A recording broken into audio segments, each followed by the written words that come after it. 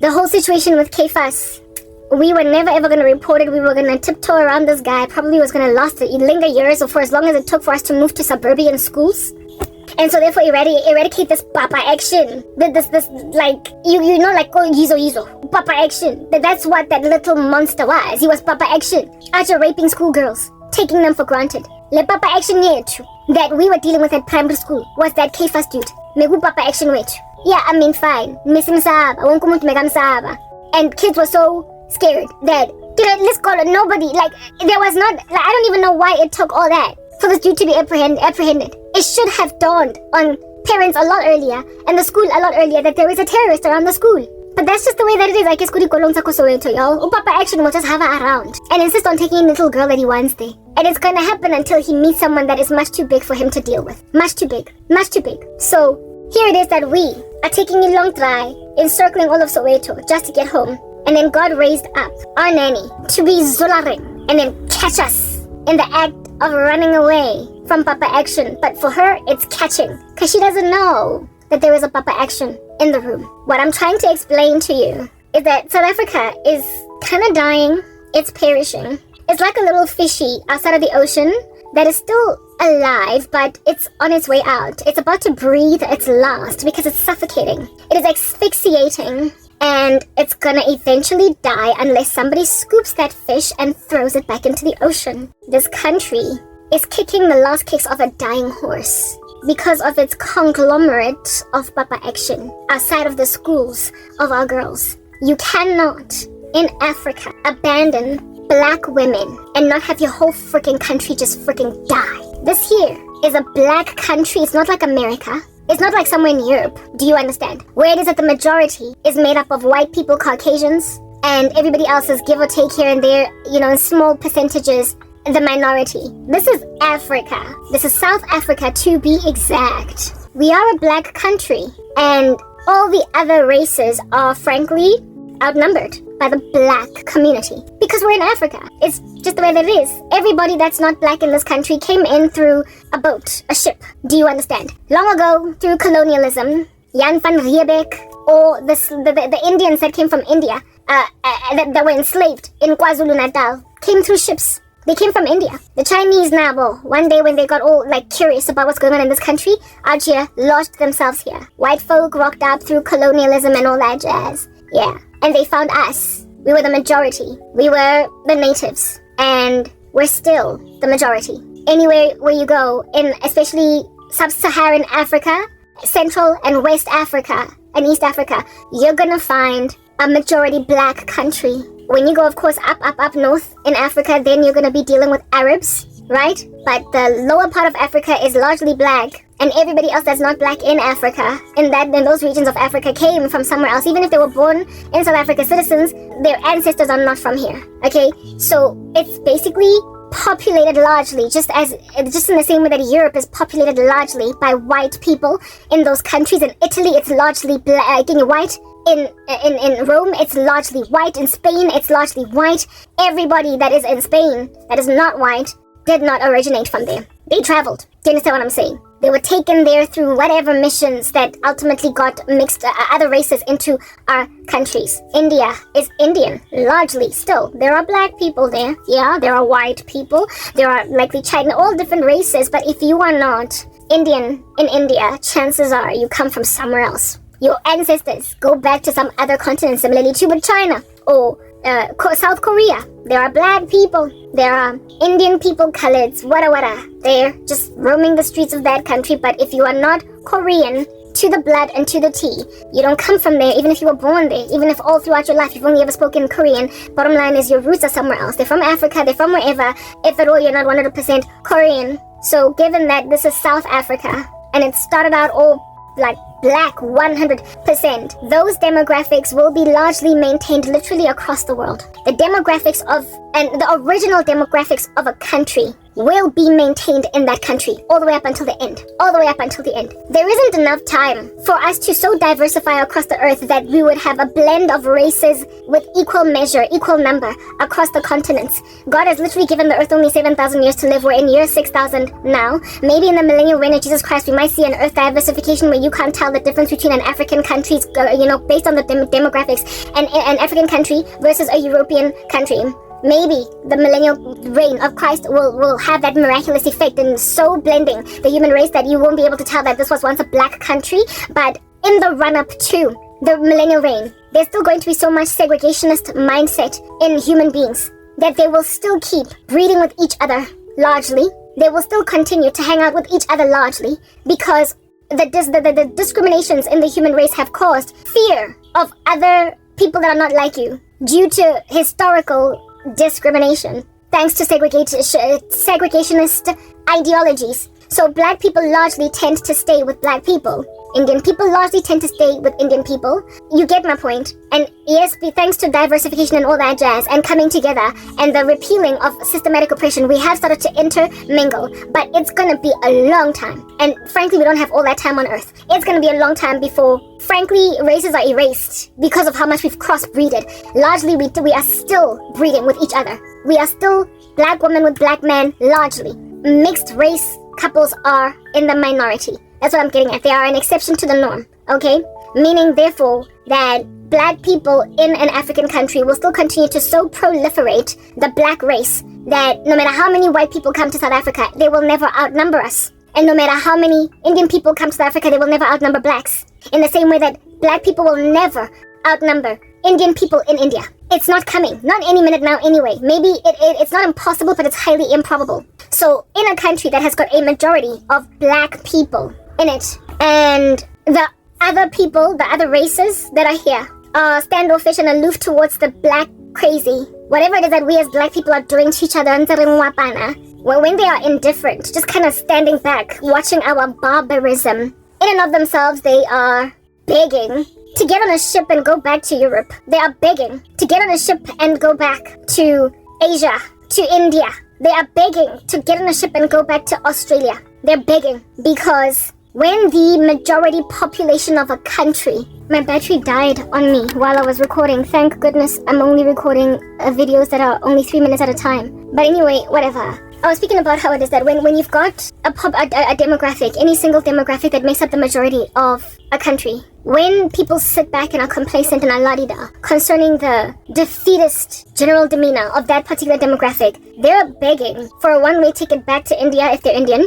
They're begging for a one-way ticket back to Europe if they're European, French, whatever, Italian, whatever might be that particular country's core thing. Now I'm all distracted. They're begging for a one-way ticket back to Australia, to Canada, back to Korea, back to China, back to Japan. They're begging to go back home. Everybody that is ignoring the crazy in the black community, you are begging to go back home. You might have been born here in South Africa, and so you're a citizen of this land. But the very crazy bottom line of the matter is this. Do you comprehend? South Africa is a black country, and it's going to stay a black country for a very long time. The reason, I don't know at which point I was cut off, because I was speaking for like 3 whole minutes, and it was quite a voluptuous amount of content that it disappeared in that little 3 minutes. I can be loquacious, but I did make mention of the fact that in order for the earth to be neutralized of races, we would have to crossbreed over so many millennia that now officially the races have been eliminated, or they are within the minority, that most people are now mixed type thing. And given our biases and our discriminations that dwell as richly as they do in our members, we are highly unlikely as a human race ever going to get to a point where collectively, all of us collectively, are content with the prospect of embracing that there is neither Jew nor Gentile, but all are one in Christ. That basically there's no black, white, pink, purple, red, or yellow. Just human. There's no race but the human race. We are not going to get there on our own. As a concert, we might get there as 1 or 2 or 5 people. But there are people who are holding on to their discriminations so much that they will never ever literally see an earth that is raceless, like completely ignore color. And given that that's a whole thing, given that that's like a whole thing, people have therefore all throughout these ages been largely maintained in, there's not largely, huge percentages of the population still maintain within their own racial groups, meaning that all throughout the ages, pretty much since the beginning of time, we have been largely breeding with each other within each other's races. And so whatever might be the majority constitution racially of a country, it has been maintained because of human indiscretion, because of human discrimination, because of human classism and grouping and segmentation, and you get my point. Human beings are the ones that have refused to mix and diversify and have kept themselves largely within their races. In schools, you see it all over the show. Kids tend to make friends out of kids that look exactly like them. The black kids are with the black kids, the white kids are with the white kids, the Indian kids are with the Indian kids. It's just the way that it is, alright? And it's gonna be like that for a very long time to come, because the human heart is deceitful above all things and desperately wicked. People are not about to exit that mindset any minute now, even if it is frankly just better to be that way. In heaven, all I want in Christ, there will be a diversification. There's not going to be a black community or a white neighborhood or anything of that nature, but on earth, those segregations will still continue.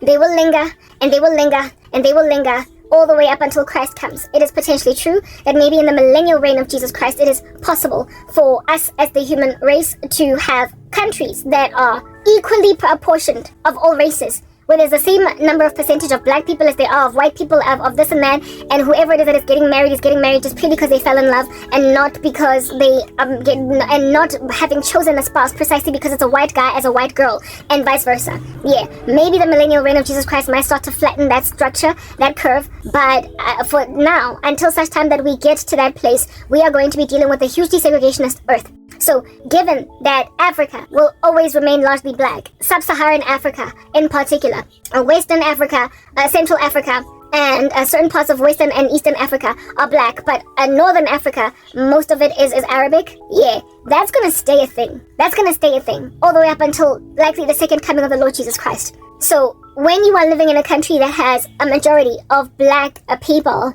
when you're living in a nation that has got a majority of black people in it, and you imagine that you're gonna be some kind of good, some kind of cool, some kind of good, like basically good peoples, when you imagine that you can continue in that fashion in a country that has a majority of black people while ignoring black people, whoa. I'm sorry, I'm distracted. I'm eventually going to get back to you. I'm having to refind my bearings concerning the last place where I left off. When you live in a nation like South Africa that is made up of a majority of black people, and it's going to be that way because we've been crossbreeding, but we've been breeding with each other largely, pretty much ever since.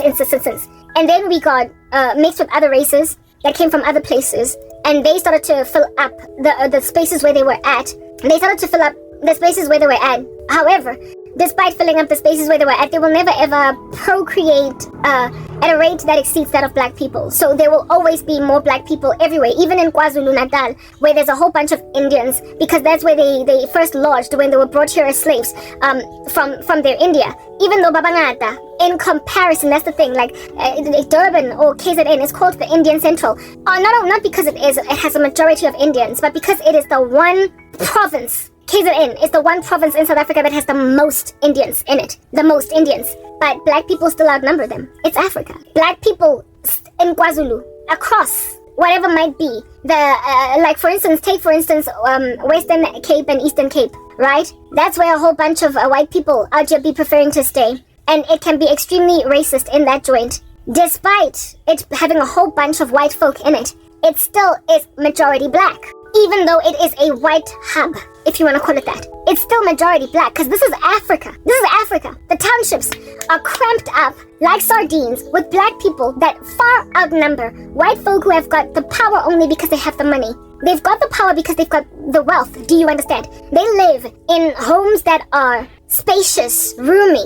Their plots of land are vast. And then their next door neighbors also have vast plots of land. And so they populate the most gorgeous neighborhoods in Eastern Cape and in Western Cape. Do you understand what I'm saying? But if at all we were to look at the demographic constitution of the Western Cape, while white folk might have beautiful patches of land and large, roomy, spacious living quarters for one individual family, black people are clamped up like sardines in the Kasi, in the townships of Eastern and Western Cape. And there are way more of them per square kilometer than there ever can be white people per square kilometer in white suburbs. Precisely because this is a black country. It's a black country, and it's going to stay a black country pretty much until the second coming of the Lord Jesus Christ. So if at all wealth is what's keeping people able to wield a weapon of power over the weak, all that it would take for the destruction of monolithic structures is for the majority of people that are afflicted by a grain to just simply make a decision that enough is enough. Otherwise, those who wield a wealth wand will always exercise some kind of coercive authority, being just one structure that is vastly outnumbered by the majority. That is the risk of complacency by all other racial groups in South Africa over the defeatism of black people. You're sitting back and doing nothing is literally going to send you back to Europe as white folk, to India as Indian people, to Korea as Koreans, to China as China. You get my point? Wherever you come from, you might have been born here, bred here, never been anywhere else, never left the country as an Indian guy or as a Chinese man. You might have lived your entire life and you're a South African citizen through and through. You are one of us. But bottom line is, this here country is about to become so crazy uninhabitable for everybody that those that can go back to their continents will indeed go back. They will literally make like a mass exodus and go back to Australia. They're like Trevor Noah's joke, I'm going to Australia. You thought that was a joke back then after Nelson Mandela got freed from prison. Wait till you see what under heaven is going to happen to all other demographics as a result of the defeatism of black people, because you literally cannot ignore the inefficiencies and the indiscretions against each other by a certain demographic of your country that is the majority demographic and not be destroyed as a country.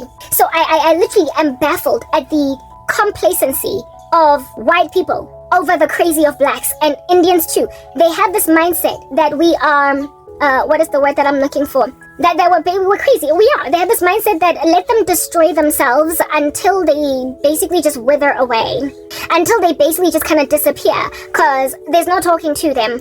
There's nothing here that can be done because they're stubborn. So what more can we do over here? Cool, beans and bananas, be complacent as much as you want, but bottom line is when the black race is depleted to obscurity in this country because of black insanity, you all are also gonna go back to your black papa, the South Africa that you have grown to love, that you have farmed on, that you have built, vast properties on, that you have harvested grapes from, this rooibos land of yours, this beautiful green land that you have made your own, adored, and called it a place called wonderment. You have called your homes, and you are not barging, even in the slightest. You're not going anywhere. This here, South Africa, is your bosom buddy land of the adored and the adoring. This land that has been adored by white men, Indian men, etc. Y'all are gonna go back to India. Do you understand? You are going to go back, not because anybody is kosharing you. Nah.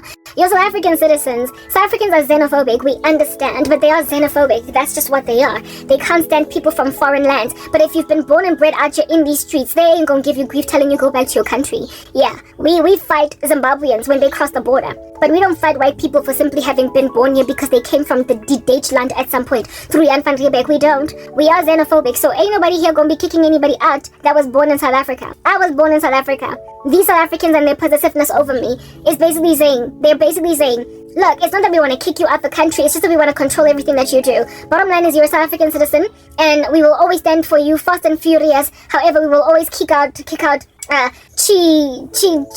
What's that Miss South African lady that they gave a whole bunch of xenophobic shade? Yeah, we'll kick Chidinma out, girl. Marawena will always love you. But yeah, here it is that you're on this whole xenophobic spat against Chidinma. And then you treat Karabo, who's like from around here, this Tladi Soweto, like I've been mentioning right now. Yeah, you treat her like trash. Like, I mean, really, proper. They are the biggest and baddest hypocrites in the game. That's what I'm trying to explain about the South Africa of ours. It is just teeming at the folds with all of these insatiable hypocrites that will xenophobically kick a Nigerian to the curb any minute now, and then turn around and keep incubated in crazy obscurity their own. That's what's going on in the black community. They kick Chidinma to the curb, claiming that they are proudly South African, right? Proudly South African. Kicking Chidinma to the curb. Kicking Chidinma to the curb, claiming to be proudly South African, and then grab South African citizens, pull out their hairs, pluck them out for different reasons than what it is that they pulled out the hairs of Chidinma, right? My hairs are being plucked out for jealousy. They're being plucked out for competition, for all consuming the same resources of the land to a point of violent competition, to a point of literally kicking a person out from corporate South Africa altogether.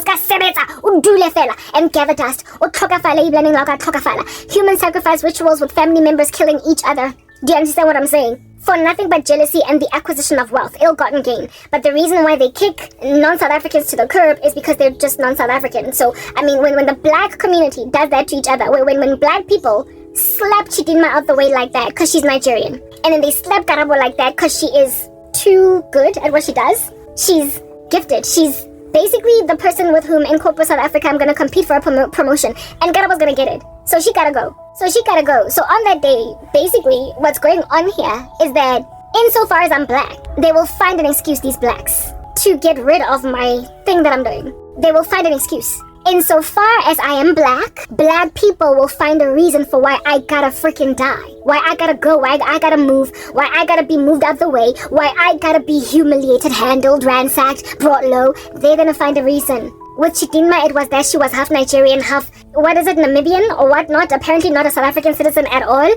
Even though she had South African, like, you get my point. All that racism, we get that she ultimately turned out to not be truly legitimate. But the way that it was handled, I frankly believe was quite xenophobic. But anyway, whatever. Yeah, they found a reason to kick Chidinma to the curb that was linked to her extenuating circumstances. Well, I have extenuating circumstances, and it's that my family are not appropriately responding to my cause, and it's also that black people just saw it fit to compete with me. Men feel entitled to my body. Yeah, you will find a reason to treat a black person like trash. And when a country that has got a majority population of a particular demographic, and their demographic is literally barbaric, they're like baboons, they're swinging on a chandelier like Sia, they are incontinent, and those that are living in that country, sharing the same quarters as them, are standing back, literally waiting for black people to self-destruct. You're waiting for black people to reach entropy.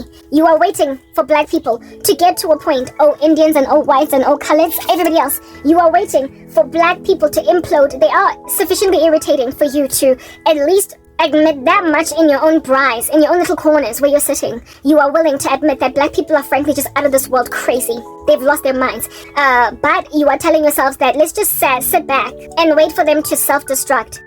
Whoa. South Africa, like I said, this country is like a fish outside of the ocean that is about to breathe its last, but it's flapping. It's gonna die. It's that basic. Yeah, absent of somebody putting that fish back in the ocean.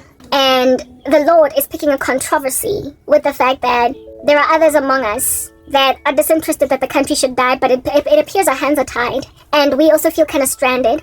And when everybody's out going back to Europe and India because South Africa self-imploded, it's self-destroyed, yeah, these people don't have anywhere to go. You get my point? Like, are you catching the drift? Hey? Yeah, there are South Africans that don't have Europe to go back to, or Australia, or India, or South America somewhere, or even Antarctica. There are South Africans that cannot go back to even a desolate, isolated, uninhabited land like Antarctica because they've always just been in these streets. They were born here. Not only that, their ancestors were born here. Yo, they've been here all this time. They didn't rock up at Durban Beach as slaves and then made up the Charo conglomerate. No. These are Zulus and Pedis and Tswanas, Sarabartmans, that will always get treated like trash in Europe. So they're better off staying in South Africa. I'm one, yeah. And yet South Africans are finding an excuse to make a spectacle out of me like Sarah Bartman, but right here in South Africa. Right here in your backyard. You will always find a reason to destroy oneself. But the naivety, do you understand, of Indians and everybody else, of white people and everybody else, basically the non-blacks of the country, the naivety to imagine that they can just stand back, sit around, gather intense dust, and wait for black people to self-destruct is astronomical. And the reason why I say that their naivety is astronomical is because, listen to this. Why under heaven is my makeup not applying? Their naivety is astronomical because, as it kept cut, I don't even understand what in the world it's giving right now. Sorry, I'm busy doing edits all at the same time. The naivety of everybody else is in that. They think they can stand back and do nothing concerning a racial group that makes up the majority of the country, and there not be some kind of ultimate implosion or destruction of an ecosystem. Alright? before I got cut off, I think I believe I was speaking about how it is that if, for instance, you go to Cape Town, Western and Eastern Cape, if you go to the Cape, Western and Eastern Cape, it's got a whole bunch of white wealth, and it is the power there is concentrated in white people. Actually, that's still the thing, even in Johannesburg, etc. But there's a lot of white wealth and a lot of white influence in Western Cape, and it's basically the hub of white people. All right, they live in these big patches of land, these gargantuan properties, vast areas of lands that they own, and per family unit of just 4 or 5 people, they have got this like massive estate mansion, living in some of the most opulent and gorgeous neighborhoods in South Africa. But if then you go to the Gassies, the townships, black people are squeezed like sardines. The next door neighbor within the white neighborhoods is just, it could be almost like a good, like almost a kilometer worth of a property. Okay, maybe a kilometer is a little bit of a stretch, perhaps but what I'm trying to explain is that there's a lot of space. What I am trying to explain is that there's a lot of space per individual, unique one white household, and their next door neighbor is separated from them by an acre worth of land that still remains. Do you understand? Whereas in the townships, they're packed together like sardines and shacks in houses that are kissing one another like sectional titles, etc. And there's like a lot more of them per individual, unique household than there ever can be in any one individual, unique white household. So, long story short, even in white regions of the country, there's still a majority of black people in those regions. Similarly too, with KwaZulu-Natal, with the Indians that worked up here, KwaZulu is known as the Indian hub of South Africa, essentially, only because the majority of Indians are in, not the majority of Indians, but KwaZulu-Natal has got the largest concentration of Indians in that province than any other province in South Africa. But despite it having the largest concentration of Indians, because of the fact that that's where they landed, they landed at Durban Beach back in the day when they were brought here as slaves, and they stayed there largely and then proliferated themselves there, and then of course spread out to the rest of the provinces of the country. Despite them being the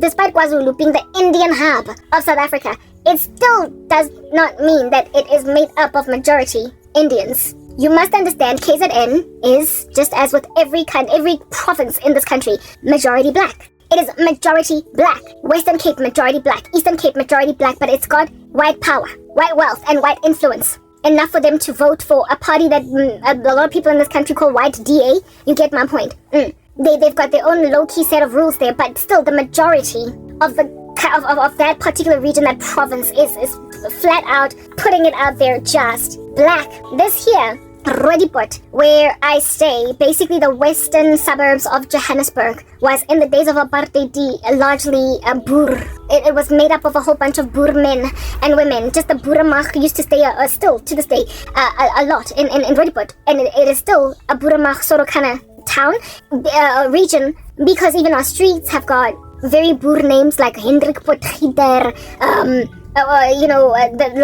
the neighborhood that I live in is called Vilgehevel. Yeah, it's still boer type thing. But despite it being a historically boer group area, it's still majority black. Like the western region of, of Johannesburg, this whole entire Roodepoort might have a whole chunk of boer men, like boer white people. But if you were to uniquely count individually on your 10 fingers and toes how many black people there are in comparison to the boerenmag, we outnumber them. Right next to Roodepoort is Soweto, which is also part of the western region of Gauteng, of Johannesburg. Soweto is called the southwestern townships because it's a go between the south of Johannesburg and the west of Johannesburg. And Soweto, the population there, far excels that of the south of Johannesburg, even in the days of apartheid, where only white people could live there. The population of Soweto always outnumbered Roodepoort and Winchester Hitch, Basonia, basically that whole suburbia. What I'm trying to explain is even in the Group Areas Act season, remember there was the Group Areas Act time back in the day in apartheid, the population of white people in the white group areas was still negligible, literally negligible, in comparison to the voluminous numbers of black people in the townships, in the black group areas. What I'm trying to explain is that we make up the majority of this country, like it or not. We make up the majority. Where it is that there are Kasis, these Kasis are cramped up and they've got way more people than what can ever exist in suburbia. We make up the majority of the country. And so when then you go on a mission, embark on it, to comprehensively ignore the needs of one half of the most populated demographic of your countries. You're begging to go back to Europe. Do you understand? You're begging. And the return to Europe or the return to India is not even being kicked out. You're not going to get kicked out because you're a South African citizen. That's what's good. You are going to gladly get on a ship and return, oh Jan van Riebeck, to the Deutschland. You're just going to go back. You're going to hook up a passport and you're going to hook up a, gently, like a work permit, a work visa. You're going to easily just, get on an airplane and move because of how uninhabitable your South Africa now is. A country that you came to love that you now gotta leave. But you have an option to leave because you're white, right? Now we go to Europe and we get kicked out, we get xenophobically treated there, we get ransacked. So we ain't got nowhere else to go. We don't have anywhere else to go. But when you sit and you do nothing, hoping that black people are going to implode, when they do, this country will end up a desolate wasteland. It is passing away. I don't know how many times I gotta say that. This country is dying a slow death, breathing its last. Alright, flapping like a fishy outside of the ocean with nobody putting this little fish back inside the tank again. The defeatism of the black community is a thing. I will admit that. I will acknowledge it. I will admit and I will acknowledge it. Frankly, as a black person, I can't stand my own people because of what under heaven they've done to me and how I just keep on observing they're crazy. I cannot stomach the fact that as South Africans, as a black country, with now, thanks to post-apartheid recovery of black people, we've got a black government. Yeah, despite having a largely black government, go to black neighborhoods and look at what under heaven is going on over there. The load shedding epidemic is more poignant in the Gasi than it is anywhere else. The other day, we were driving up Dobsonville Road, that's what I shall call it, Kamo Bram Fisherville and whatnot, ever since I could remember, like thoroughly and very properly. We've been staying in Roodepoort in the west of Johannesburg for over 2 decades now, okay? And traveling to my aunt's house in Dlamini, we needed to use that Dobsonville Road. From Roodepoort is the best route unless you use the N1, which is it's the shortest route, but then you can use the N1, right? When you drive to Dobsonville, be it during the day or the night, the chaos on the streets. It is just so cramped, one little long lane of a main road that is barely upkept. And then at night, it's even worse. It's pitch like night. It is pitch black. And if you look at the electricity infrastructure there, the poles, the electricity, there's just so much electricity infrastructure that there is no excuse for why. There are no street lamps that hang at night. And for 2 decades that I have lived in Roodepoort, that Dobsonville Road has had no street lamps. For 2 decades. So even before then, before I knew of that road, having to use it to connect to Soweto, there's been no street lamps for 2 decades. 2 decades. And that was only from when I made an observation. I'm 40 now. We moved this side when I was around 23. So it's almost 2 decades. And it's been like that. And just recently we went that side again and it's still dark. However, the lights start getting erected when it becomes a white suburbia. When we get onto Main Reef Road and we start to drive into Florida, that's when there's electrical infrastructure. So black people are just left with every man for himself. That you see, that is the thing that makes me just I can't stand the black community. The defeatism is ridiculous. Our black government, okay, so during apartheid group areas, whatnot, when black people were substandard citizens according to legislation, systematic oppression, essentially, they dragged their feet concerning infrastructure in black communities, basically non-white communities, in a cascading measure because Indians were considered better than blacks. It was white were the best, followed by Indian and then colored and then black. It was on that sliding scale, the way that they awarded resources of the country and benefits and comfort, right? That's how it was in the days of apartheid. So the Indian group areas looked better than the colored black areas, which also looked better than the black group areas. So basically, we got the bottom of the barrel scraps in the days of apartheid of any kind of infrastructural development or any social project that was done in the country. Black people got it lost. So black communities tended to have gravel roads all throughout apartheid. They tended to not have electricity poles until very late. I do remember a time when we didn't have electricity and we had to roll around with candles in these streets. We used coal stoves and all that jazz, right? So electrical infrastructure was not erected in Soweto for some time. And roads, building of tarred roads and everything happened only after apartheid ended. After 1994, that's when they started to build roads. It took even longer, but they started like over my Deep Kloof and whatnot, Pimville. Those parts of Soweto that were closer to the burbs were the ones to benefit first from the rolling out of projects of the government at the beginning. But basically what I'm trying to explain is that black areas in the days of apartheid, we got the scraps of anything at all, right? Anything at all. So, of course, our roads were gravel and our roads did not have sufficient markings to help us see properly at night. And our streets had no lamps. Our streets had no lamps. Even though in, of course, white areas, it was always well lit. Indian areas received next in line in the queue of infrastructural development, and then colored communities, and then the black. So we always just got the scraps, right? So there are portions of black areas that the apartheid regime didn't quite get to yet. They did invest in some of the black areas with things like electrical infrastructure. Like the electrical infrastructure of Soweto was erected in the days of apartheid. It was. We shall put that out there. So they did invest in electricity, but lost. Like we literally got the stuff lost. Do you understand? Because that's how they operated. Y'all can live with prima stoves. Y'all can live with, wait for us to finish making our places beautiful, then only we'll get to you. So they did eventually get to us with certain things, but even then it was always like scraps, that they gave us. So therefore, at the end of apartheid, certain portions of Soweto had not yet received the scraps. They were, I remember I told you guys that they tended to start go over my Deep Kloof, basically parts of Soweto that they imagined were worth a while for them to look at. That's why DK is so pretty. That's why Pimville is so pretty. In comparison to, like, for instance, Kozola, Soweto. Like, yeah, all Soweto is equal, but some Soweto is more equal than other Soweto. Like, y'all know that that's a thing. There are certain neighborhoods in Soweto that can give suburbia a run for their money. Like Deep Blue Phase 3. But then there are others that it's like, what's going on?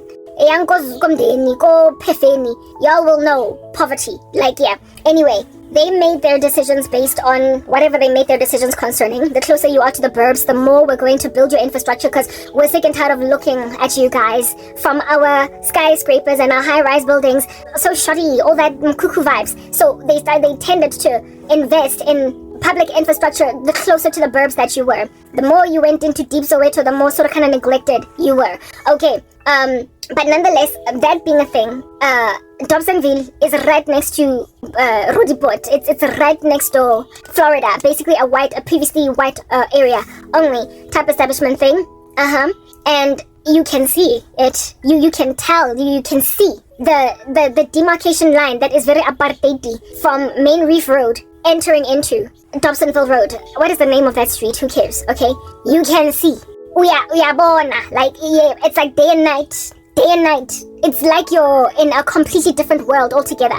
Like just now it was raining and now it has stopped raining. You can totally see. There are no street lamps. They did not invest in electrical infrastructure on the roads. That was the apartheid regimen. It was systematic oppression. So no duh, they don't care for black people. So as soon as the Boer group area ended, they were like, Suga, Sizonbona 5 years later, we'll see you 10 years down the line. They didn't quite get around to 10 years down the line to build infrastructure in Dobsonville, therefore, and they left it at that, and they handed the reins over to the black government. That's why I can't stand you black people. I literally cannot stand you. I can't. I apologize, I cannot. Okay? They gave the reins over to Nelson Mandela and co. They gave the reins over to the new government, the black government. Do you understand? The black government was supposed to essentially recalibrate scales. They were supposed to do that which white folk refused to do for us. They didn't want to build proper roads. They did not want to build proper electrical infrastructure. They did not want to whatever, because apparently we were substandard individuals. They were supposed to essentially do a hard knock, intense refurbishment of Soweto. What do you call this?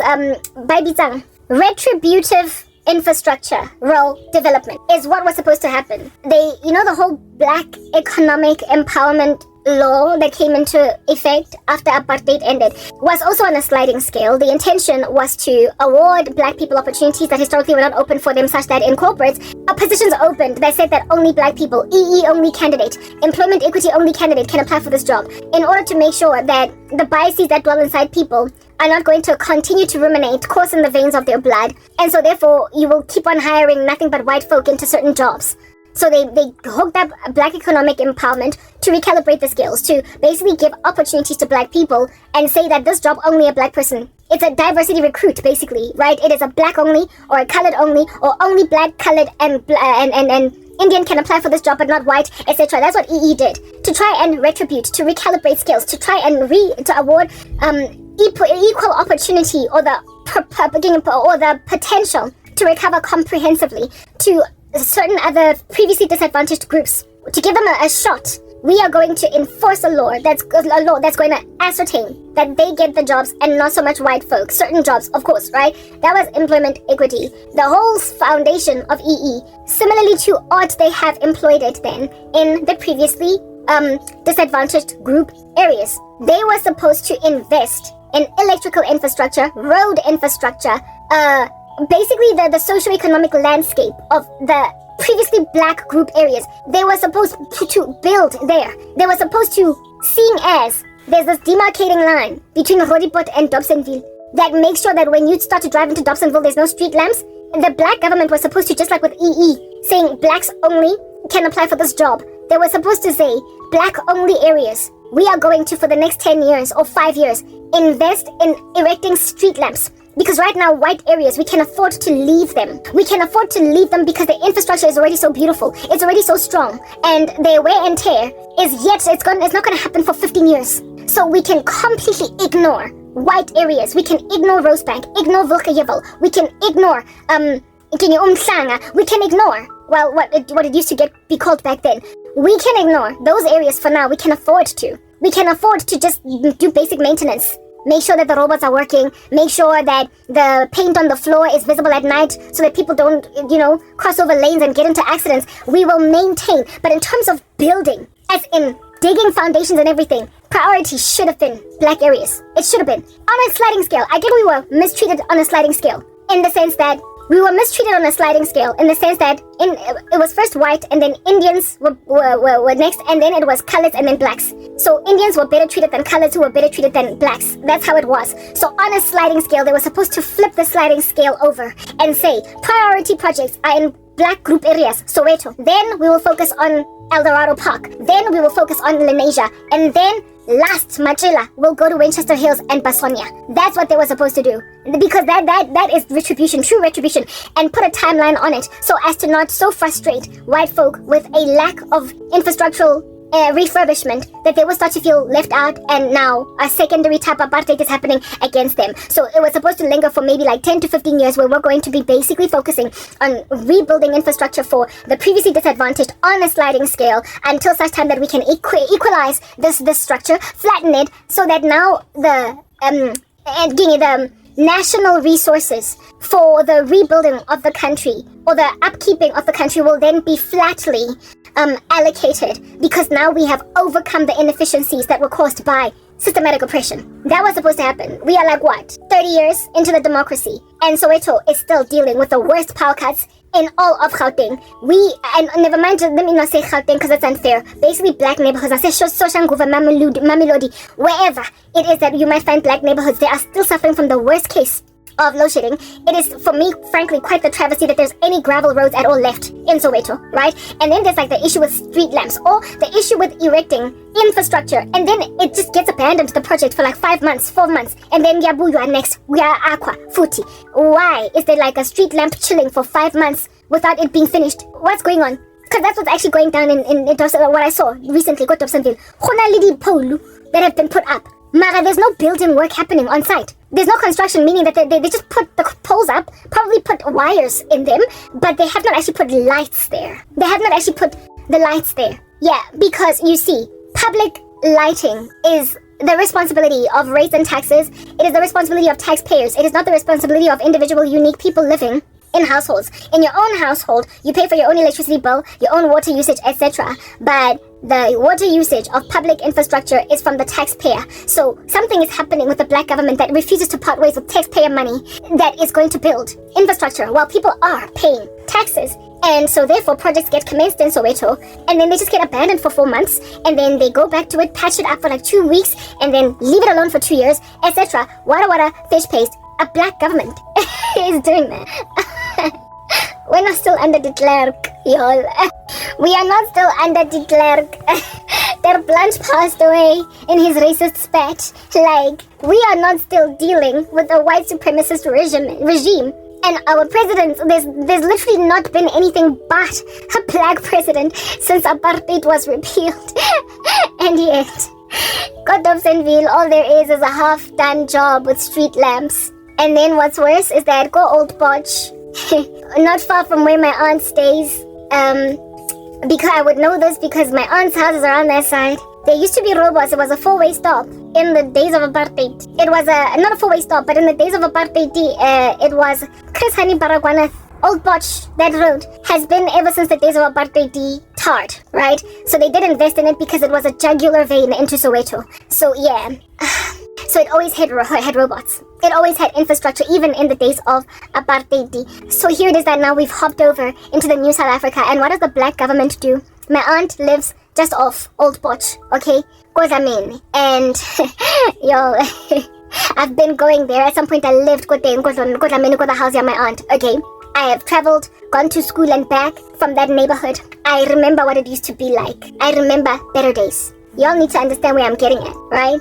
It used to be a robot, a 4-way robot, as in roboto at a crossroads. Roboto. Cars going that way and that way in both directions. A robot. You stop, others go. They stop, you go. It was like that. Herein lies the black government of South Africa. Yo, like some black people. Okay, I'm done. Ne? But I can't go to Europe. So it looks like all that can happen now is for me to be raptured. Listen, I'm getting to a point here. Ne? Our black government goes and grabs perfectly functional electrical infrastructure by the apartheid regime. All they need to do here is just maintain. The one portion of Soweto that they needed to maintain was Baragwana, Chris Hani Baragwana, Old Potch. Basically, the Old Potch Road just needed maintenance. They could have focused on the end roads of Soweto to build tarred roads there, right? But the Old Potch was already tar, with robots and everything. Here's our black government. Yes, guys, I can't, ne? I can't. Like, I probably cannot deal. Angwazu dealer, South Africa, I'm Wi-Fi. The South African black government made a decision maybe 10 years after apartheid was repealed, or 12 years, right? Yeah, it was while I was still employed in corporate South Africa that this happened, and I just looked at it on some Ingi. The very intersection where my aunt goes home went from having robots to, listen to this guys, laziness. They built a roundabout. They built a roundabout where cars have got to yield, watch each other from that, a 4-way roundabout where abantu coming down Old Potch, the busiest road in all of Soweto. Like I said, it's a jugular vein. But build a roundabout, go Old Potch. What the heck? Like, a roundabout is for inside a neighborhood to slow vehicles down because there are kids playing with riding their bicycles and playing with soccer balls. That's where you build a roundabout, because a roundabout slows you down and makes you yield and make sure that a person undrula yield type thing. 4-way stop are for inside, for inside neighborhoods. You don't put a 4-way stop on a main road like Hendrik Potgieter, a main road like Old Potchefstroom. Well, now it's called Chris Hani Baragwana that road, that long road. Go Soweto. But roundabout.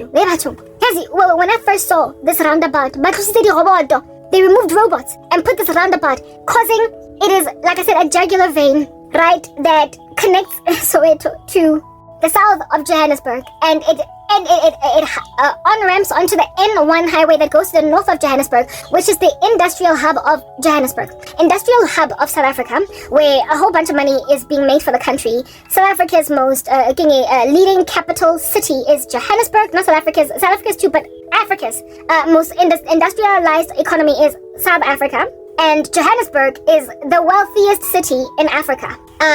And the seat of all this wealth is in the north of Johannesburg, in Sandton, that whole region, right? Some opulent Lani joint. And this Old Potch Road connects to the highway that goes to this industrial hub, that goes to Sandton, that goes to where most people go to work. Either central Johannesburg, downtown Joburg, or all the way to the north, all the way to Sandton. Yeah, so a lot of people from Soweto looking for opportunities to thrive. Basically what would be the tenement of South African dream, if we were to use the terminology of the Americans, who call their grabbing of all of their dreams the American dream. Yeah, the South African dream. The South African dream is acquired in that central hub of industry that is the north of Johannesburg. So a lot of people living in Soweto work at Investec, at Nedbank, at basically all these not countries, what do you want to call it, these companies that have created their head offices in Sandton. They travel from Soweto, from Diepkloof, from Pretoria, not Pretoria again, from Protea. They travel from Mdeni, Pefeni, Sowetladi, Zola, wherever. And then they connect in the Old Potch, and then they go on the highway, N1 North, and they go to the hub, to Fourways. They go there to Sandton to go and sebenza. Yeah, basebenza Tiger Brands, basebenza Londuza. What you get my point? A lot of in the industry is centralized in Johannesburg, in the north of Joburg. There are companies, yes, that you're gonna find like Clover in Roodepoort here, and like Unilever, you find it in KZN, but really largely our industry is literally just concentrated in that Sandton region. And so most of the country, most of Gauteng out here be traveling across the periphery, the outliers of this province of ours. They travel into to go to work. They travel into Sandton, into the north of Joburg, coming from Pretoria, coming from Mamelodi, coming from Thokoza, Alex, wherever, coming from Soweto. They all just kind of like, constantly gather here to work. It's the work hub. It's the work hub. And the one jugular vein that leads to this work hub in Soweto is called Old Potchefstroom Road, or Chris Honey Road, or whatever. And they decided to remove robots on that jugular, okay? Put a roundabout and cause people to yield and go, yield, go, yield, go. Doesn't matter whether it's a Monday, a Tuesday, peak hour traffic, you're gonna yield, go, yield, go. So they basically caused citizens of Soweto that use this jugular, this connection route, to wake up an hour early, 2 hours early, and then in the days of load shedding, when it ramped up, then 3 hours early just to get to work at 8 a.m. in the morning. This Old Potch Road, it's just so crazy busy. It's so crazy jam-packed with traffic, literally with people being unable to move on both sides, that even on Saturday mornings, it's got traffic. Sunday afternoon, you will still endure some kind of bumper-to-bumper traffic on Old Potch. Like, there's no day go Old Potch because of the black government. I'm sorry, but no. I literally can't.